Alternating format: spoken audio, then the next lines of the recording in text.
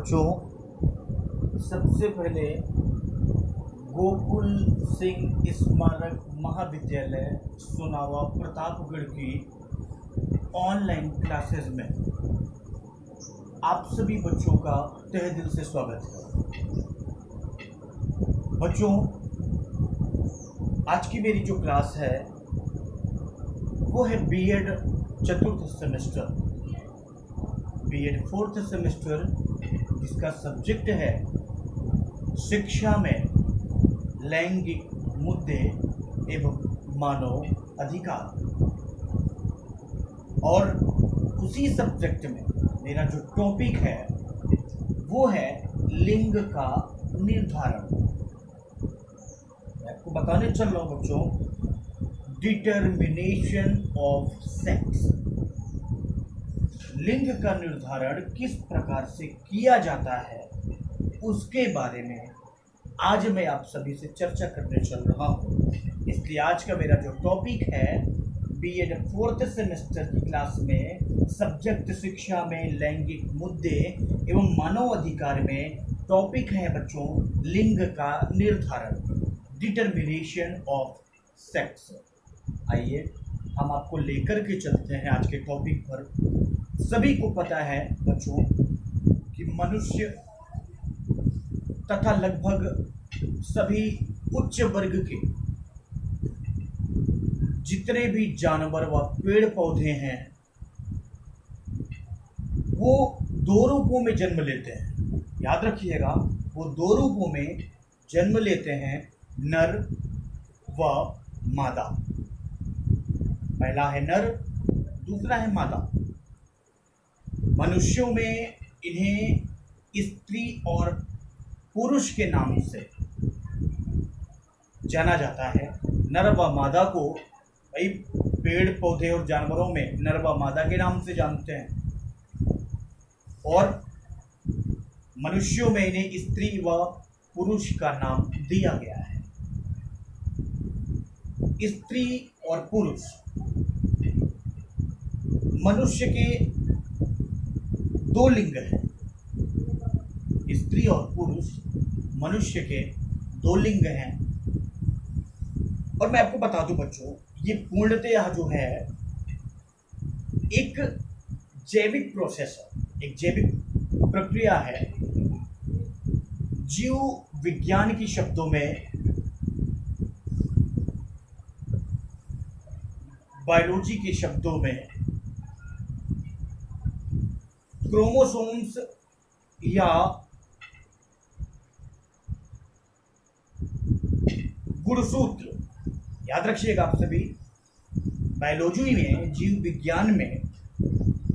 विज्ञान के शब्दों में क्रोमोसोम्स या गुणसूत्र, याद रखिएगा, क्रोमोसोम्स या गुणसूत्र मनुष्य के सभी गुणों के अलावा, क्रोमोसोम्स या गुणसूत्र मनुष्य के सभी गुणों के अलावा उसके लिंग के लिए उत्तरदायी है। आपको बता दूं बच्चों, स्त्री के अंदर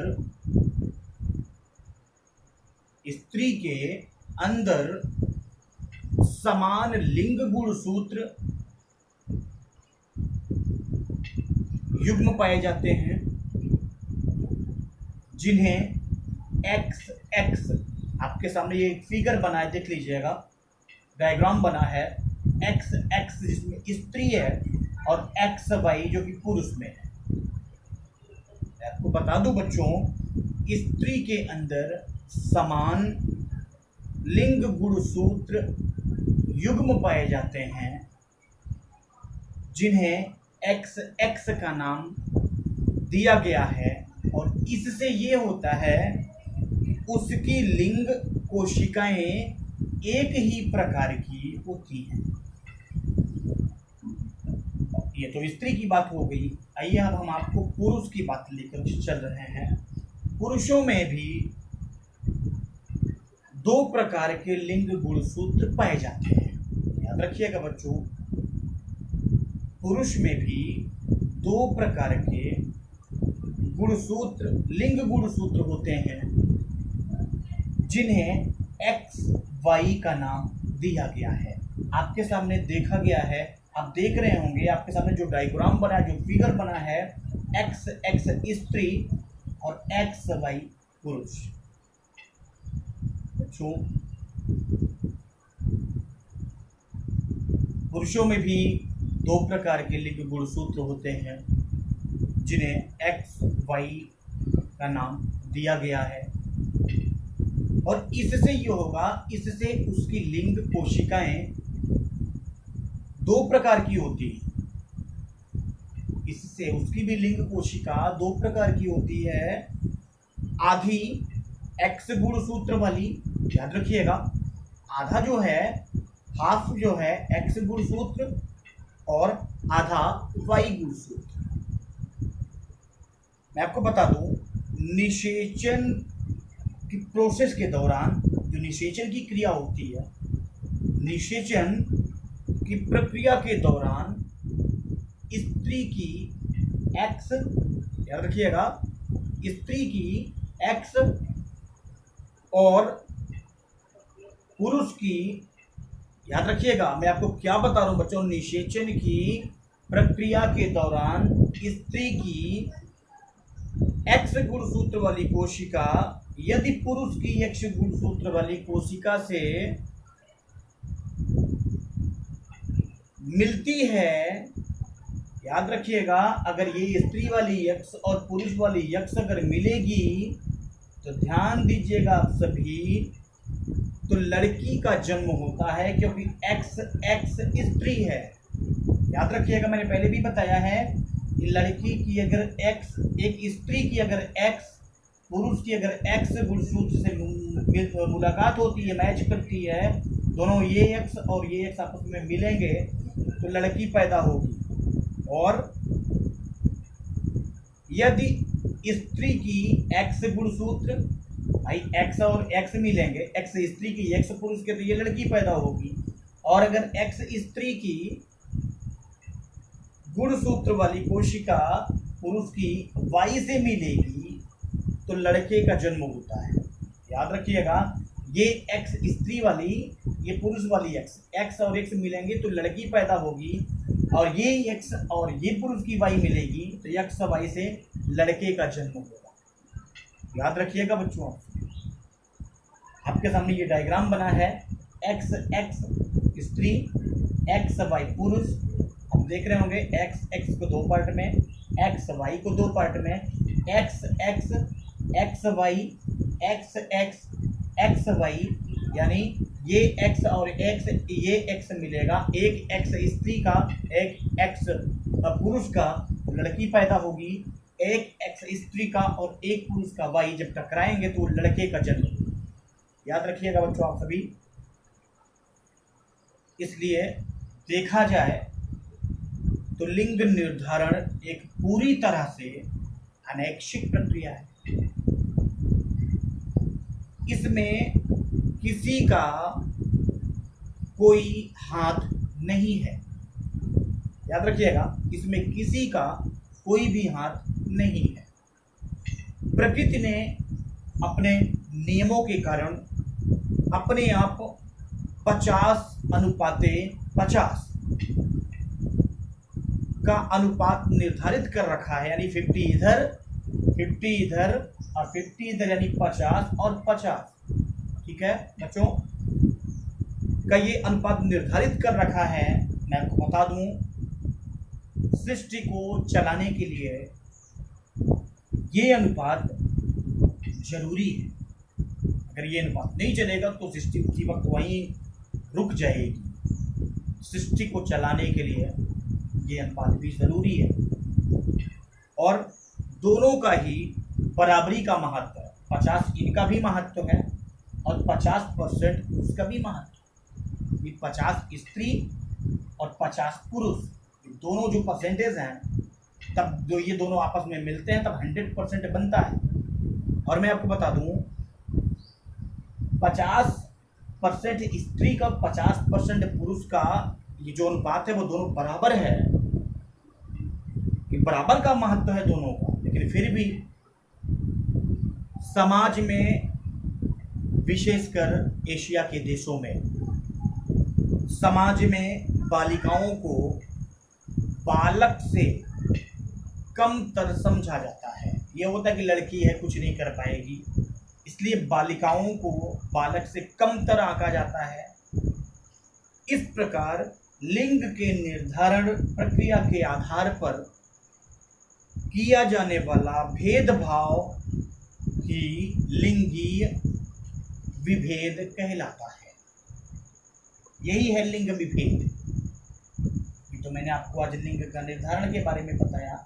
नेक्स्ट का बच्चों आपके सामने मेरा जो टॉपिक है, आप ध्यान से देख रहे होंगे, एक्स स्त्री और एक्स वाई पुरुष। एक्स ये स्त्री, एक्स वाई पुरुष, एक्स स्त्री, एक्स वाई पुरुष। एक एक्स स्त्री का एक एक्स पुरुष का जब मिलेंगे तो लड़की पैदा होगी। एक एक्स स्त्री का और एक वाई पुरुष का जब एक्स वाई मिलेंगे तो लड़के का जन्म होगा। याद रखिएगा बच्चों जी। और 50% स्त्री का, 50% अनुपात पुरुष का, ये दोनों महत्वपूर्ण होते हैं। ये दोनों का आपस में बराबरी का मेल होता है।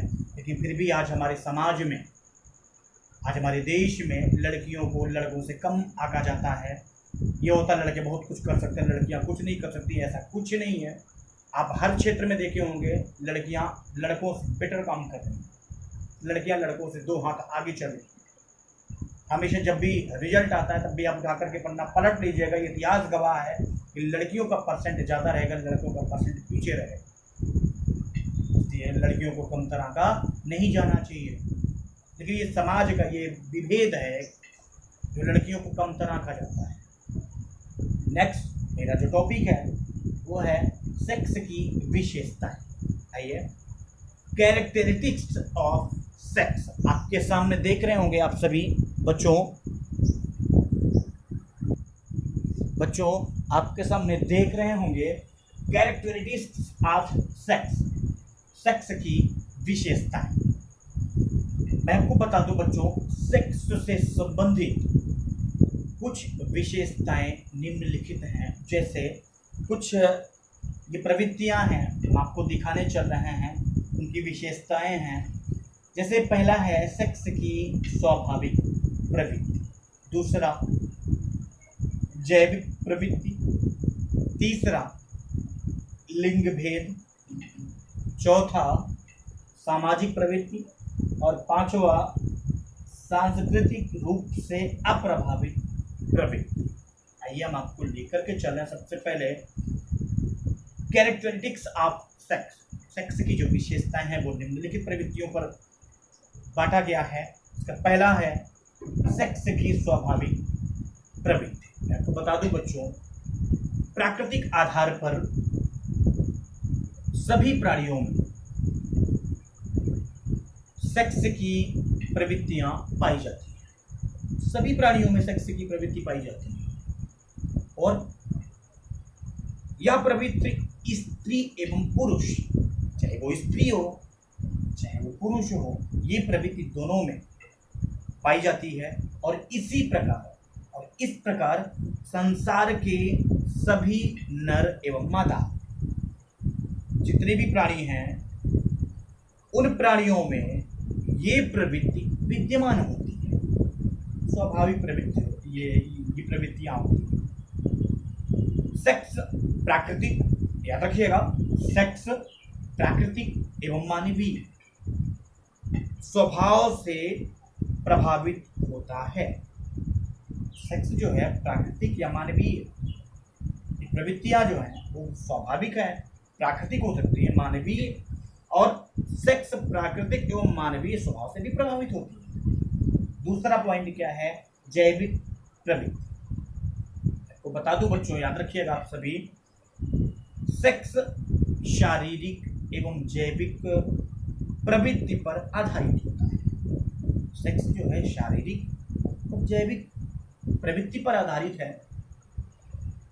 जैविक प्रवृत्ति यानी अस्थायी एवं अपरिवर्तनीय, और ये सभी समाजों, जैविक जो है ये सभी समाजों एवं संस्कृतियों में सभी व्यक्तियों की सामान्य विशेषताओं को संदर्भित करता है। कौन?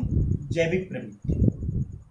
और सेक्स एक व्यक्ति के जैविक स्थिति के आधार पर वर्गीकृत किया गया है, जो महिला एवं पुरुष के डिफरेंस को बताता है, जो महिला और पुरुष के अंतर को दर्शाता है। तीसरा पॉइंट, लिंग भेद। ये भी सेक्स की बहुत बड़ी विशेषता है बच्चों। मैं आपको बता दूं, सेक्स की ये प्रमुख विशेषता है, या हम ये कह सकते हैं कि सेक्स की प्रमुख विशेषता ये है कि यह लैंगिक भिन्नता की पहचान करता है।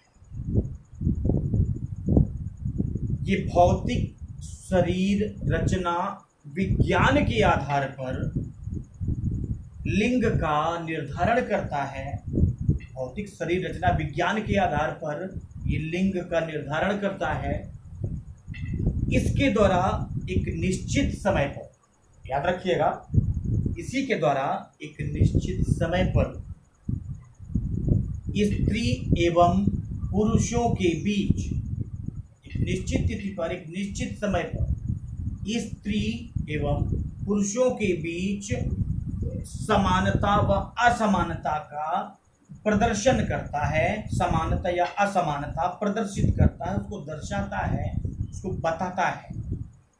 और सभी प्राणियों में नर एवं मादा, याद रखिएगा, सभी प्राणियों में नर एवं मादा होने के कारण उनका शारीरिक रचना में कुछ समानता होती है तो कुछ असमानताएं होती हैं। कुछ समानताएं हैं तो कुछ असमानताएं भी हैं। और अंगों के अनुसार, जो बॉडी की जो अंग होते हैं ना सेक्स के दौरान, अंगों के अनुसार इनकी कार्यप्रणाली भी अलग अलग होती है। दोनों के अंतः अंगों में, याद रखिएगा, चाहे वो स्त्री हो चाहे पुरुष हो, इन दोनों के जो अंतः अंग हैं, इन दोनों के अंतः अंगों में मैं आपको बता दूं, विशिष्ट अंतर भी प्रकृति की ही देन है। नेक्स्ट, सामाजिक प्रवृत्ति। मैं आपको बता दूं बच्चों, मनुष्य एक सामाजिक प्राणी है, ये कहा जाता है। मनुष्य एक सामाजिक प्राणी है। सामाजिक प्राणी इसलिए है क्योंकि समाज बिना इंसान पशु होता है। समाज